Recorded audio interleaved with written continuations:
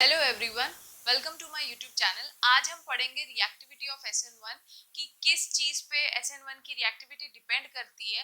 सबसे पहला पॉइंट जो हमें पढ़ना है वो ये देखना है कि जो SN1 की रिएक्टिविटी है, रिएक्टिविटी ऑफ SN1 डिपेंड करती है स्टेबिलिटी ऑफ कार्बोकेटाइन पे, कि आपका कार्बोकेटाइन कितना स्टेबल है।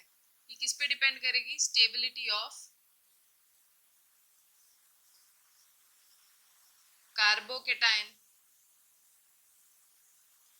अब जो कार्बोकेटाइन की स्टेबिलिटी है, अगर हमें ये देखना है डायरेक्ट, अगर हमें देख के बताना है कि कौन सा कार्बोकेटाइन ज्यादा स्टेबल है, तो ये हम इससे भी बता सकते हैं कि जिस कार्बोकेटाइन में जितने ज्यादा number of alkyl group attached होंगे वो कार्बोकेटाइन उतना स्टेबल होगा। तो stability of carbocation depends on number of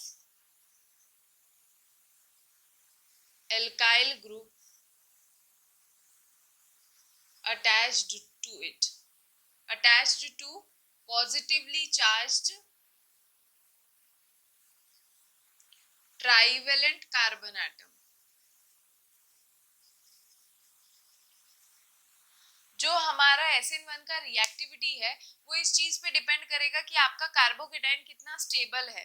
carbocation कौन क्या होते हैं मैंने पिछले वीडियो में एक्सप्लेन किया, लेकिन मैं फिर भी यहाँ पे रफली बता देती हूँ। कार्बन पे जब पॉजिटिव चार्ज हो और उसके पास 3 वैलेंसी हो, उसकी वैलेंसी क्या हो? ट्राई वैलेंसी, और उसके पास अगर वेकेंट p ऑर्बिटल प्रेजेंट होगा और ये ट्राइगोनल प्लेनर होता है और sp2 हाइब्रिडाइज्ड होता है, इसी को क्या बोलते हैं? कार्बोकेटाइन। अब कार्बोकेटाइन की स्टेबिलिटी इस चीज से चेक होगी कि उससे जितने ज्यादा number of alkyl group attached होंगे वो कार्बोकेटाइन उतना ही स्टेबल होगा। तो अब हमें यहाँ पे ये समझना है कि स्टेबिलिटी ऑफ कार्बोकेटाइन डिपेंड किस चीज पे करती है।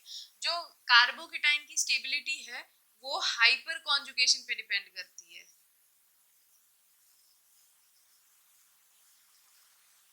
अब हाइपर कॉन्जुगेशन होता क्या है? हाइपर कॉन्जुगेशन का मतलब क्या होता है? डीलोकलाइजेशन ऑफ इलेक्ट्रॉन, और केमिस्ट्री के लैंग्वेज में इलेक्ट्रॉन के घूमने को ही क्या बोलते हैं? Delocalization of electron. ये क्या है? Delocalization of electron. अब ये है कि इलेक्ट्रॉन घूम कहां से कहां रहा है। डीलोकलाइजेशन होता कहां से? From a filled orbital to a unfilled orbital. तो हमें यहाँ पे क्या याद रखना है? डीलोकलाइजेशन किसके बीच में होता है? From a filled orbital to a unfilled orbital. Delocalization क्या होगा? फ्रॉम फिल्ड ऑर्बिटल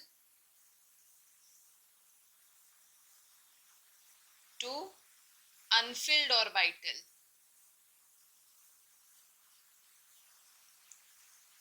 अब ये होगा कैसे? तो ये होता कैसे है? By partial orbital overlapping. जैसे दो ऑर्बिट्स अगर पास पास में होंगे तो उनका ओवरलैपिंग के थ्रू ही क्या होता है? इलेक्ट्रॉन हमेशा क्या करता है? डीलोकलाइजेशन। तो ये होगा कैसे? By partial orbital overlapping. तो यहाँ पे हम इतनी सारी चीज समझ चुके हैं कि रिएक्टिविटी ऑफ SN1 कार्बोकेटाइन की स्टेबिलिटी पे डिपेंड करेगा। अगर हमें डायरेक्ट बताना है कार्बोकेटाइन की स्टेबिलिटी, तो हम ये देख लेंगे कि कार्बोकेटाइन से जो ये 3 एटम जुड़े हैं, अगर वो जितना ज्यादा एल्काइल ग्रुप होगा वो उतना स्टेबल कार्बोकेटाइन होगा। ये हम देख के सिंपल बता सकते हैं अगर किसी को एक्सप्लेनेशन नहीं भी पता है तो। लेकिन हमें ये समझना है कि कार्बोकेटाइन क्यों ज्यादा एल्काइल वाला स्टेबल होता है। तो इसका रीजन क्या है? Hyper conjugation. अब हाइपर कॉन्जुगेशन होता क्या है? इलेक्ट्रॉन का घूमना। इसी को क्या बोलते हैं केमिस्ट्री की लैंग्वेज में? Delocalization of electron. और ये होता किसके बीच में? From a filled orbital, from filled orbital to unfilled orbital. अब ये होगा कैसे? By partial orbital overlapping.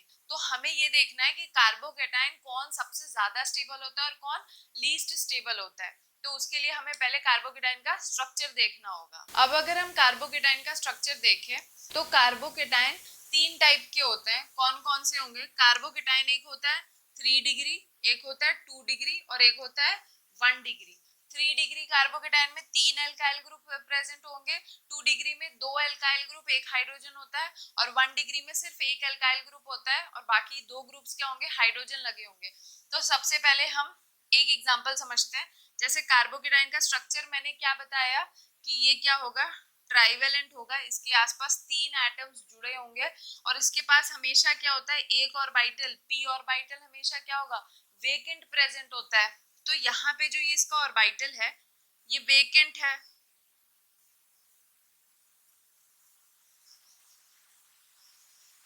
ये जो इसका पी ऑर्बिटल होगा ये क्या है, वेकेंट है। अब अगर हम एक पहला केस कंसिडर करें, सबसे पहले मे बी हम 1 डिग्री अज्यूम कर लेते हैं। 1 डिग्री में क्या होगा, एक एल्काइल ग्रुप होगा, बाकी 2 ग्रुप्स पे क्या होंगे, हाइड्रोजन लगे होंगे। तो मान लो यहाँ पे अगर एक एल्काइल ग्रुप जुड़ा होगा, तो एक एल्काइल ग्रुप कैसे जुड़ा होगा, कार्बन है, ये इसका एक पी ऑर्बिटल होगा और ये एक हाइड्रोजन के साथ, हाइड्रोजन क्या होगा, एस ऑर्बिटल में प्रेजेंट होगा ना, इसका ये हाइड्रोजन के साथ इसका एक पी ऑर्बिटल ओवरलैप कर रहा होगा और बाकी 2 बॉन्ड्स मान लो हमने क्या लगा रखे हैं, हाइड्रोजन के लगा रखे हैं। तो यहाँ पे क्या हो रहा है, जब कार्बन और हाइड्रोजन कैसे बॉन्ड बना रहे हैं, by the overlapping of P orbital and S orbital of hydrogen. तो यहाँ पे इस वाले ऑर्बिटल के पास टोटल 2 इलेक्ट्रॉन्स होंगे, एक खुद के कार्बन का और एक किसका होगा, हाइड्रोजन का। तो इसका मतलब ये वाला ऑर्बिटल जो है ये हमारा कौन सा ऑर्बिटल है, फील्ड ऑर्बिटल है। अगर ये हमारा फील्ड ऑर्बिटल है और इसके बगल में ये कार्बोकेटाइन जो है इसके बगल वाला ये कौन सा है, ये हमारा अनफिल्ड ऑर्बिटल है, ये हमारा क्या है, अनफिल्ड है। तो मैंने क्या बताया था, हाइपर कॉन्जुगेशन कैसे होता है, by the delocalization, movement of electron from filled orbital to unfilled orbital. तो यहाँ पे क्या होगा, ये दोनों ऑर्बिटल पार्शियली ओवरलैप करने लगती है। पार्शियली ओवरलैप करने का मतलब है ये जो अपने 2 इलेक्ट्रॉन्स है ये इसके अनफिल्ड पी ऑर्बिटल के साथ क्या करने लगता है, शेयर करने लगता है। तो अगर मिथाइल ग्रुप अपना इलेक्ट्रॉन अनफिल्ड पी ऑर्बिटल के साथ अगर शेयर करने लगेगा तो इसकी जो इलेक्ट्रॉन डेंसिटी है वो क्या होगा, बढ़ जाएगा। इसका क्या होगा, इलेक्ट्रॉन डेंसिटी क्या हो जाएगी, इलेक्ट्रॉन डेंसिटी इंक्रीज होगा। और अगर इलेक्ट्रॉन डेंसिटी इंक्रीज होगा तो इसकी, तो ये कार्बन पहले मोर पॉजिटिव था, अब वो क्या हो जाएगा, लेस पॉजिटिव।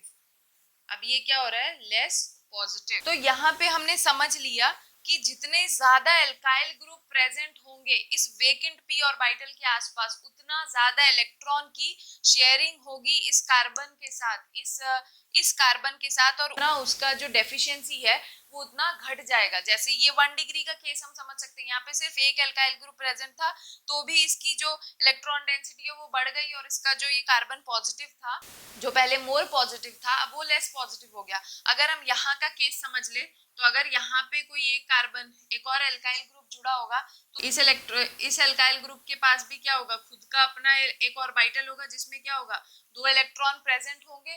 तो वो फिर से क्या करने लगेगा, यहाँ से भी ऑर्बिटल क्या कर रहा है, शेयरिंग कर रहा है। तो अब देखो ये पहले क्या था, सिर्फ इधर ही से इलेक्ट्रॉन ले रहा था, लेकिन अब 2 डिग्री वाले केस में क्या हो रहा है, ये यहाँ से भी इलेक्ट्रॉन ले रहा है। 3 डिग्री में इसको मजे ही मजे हर तरफ से इलेक्ट्रॉन मिल रहा है, तो इसकी डेफिशिएंसी क्या हो जाएगी, कम हो जाएगी। इसीलिए बोला जाता है कि जो कार्बोकेटाइन है वो सबसे ज्यादा स्टेबल होता है 3 डिग्री, फिर होता है 2 डिग्री और फिर क्या होता है 1 डिग्री। तो ये है रिएक्टिविटी ऑफ SN1 कि SN1 किस चीज पे डिपेंड करता है, कार्बोकेटाइन की स्टेबिलिटी पे। स्टेबिलिटी ऑफ कार्बोकेटाइन हम कैसे चेक करेंगे, हाइपर कॉन्जुगेशन से। हाइपर कॉन्जुगेशन आई थिंक सबको समझ आ गया है, sharing of electron from a filled orbital to a unfilled P orbital of carbocation, इसी को क्या बोलते हैं, हाइपर कॉन्जुगेशन। जितना ज्यादा नंबर ऑफ एल्काइल ग्रुप इस पॉजिटिवली चार्ज कार्बन के पास होगा उतना ज्यादा वो इलेक्ट्रॉन क्या कर रहे होंगे, इस वेकेंट पी ऑर्बिटल को दे रहे होंगे और उतनी जो है इसमें इलेक्ट्रॉन की डेंसिटी क्या होगी, बढ़ेगी। जो पहले वो मोर पॉजिटिव था अब वो लेस पॉजिटिव हो जाएगा। इसीलिए जो SN1 है, SN1 में सबसे ज्यादा रेट ऑफ रिएक्टिविटी हायर होता है 3 डिग्री कार्बोकेटाइन में, फिर 2 डिग्री कार्बोकेटाइन में एंड देन 1 डिग्री कार्बोकेटाइन में। आई होप आप सब लोग को ये वीडियो समझ आया होगा। अगर आपको इस वीडियो से रिलेटेड कोई भी क्वेश्चन पूछना है तो आप कमेंट सेक्शन में पूछ सकते हैं। If you like my video then please like, share, comment and subscribe. Thank you.